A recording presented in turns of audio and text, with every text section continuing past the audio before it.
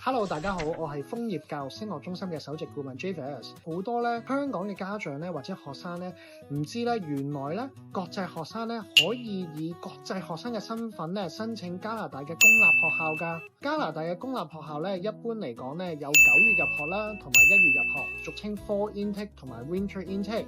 咁呢兩個 intake都可以接受國際學生嘅。加拿大有唔同嘅校網啦，遍佈於唔同嘅大城市或者係埠仔，包括咗多倫多、溫哥華、渥太華、愛民頓、卡加利等地方啦。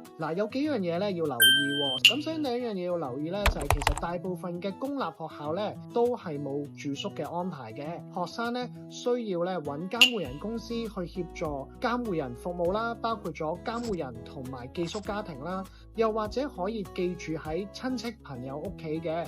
咁第二樣嘢就係大部分嘅加拿大政府中學都冇一個入學試㗎，佢哋嘅取錄一般嚟講係建基於學生個校內嘅成績啦，同埋英文能力嘅。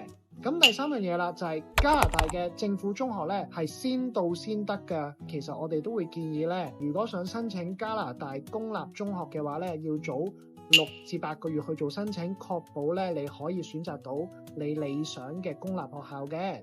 咁公立學校亦都有政府嘅公立學校啦，同埋政府嘅天主教公立學校之分嘅。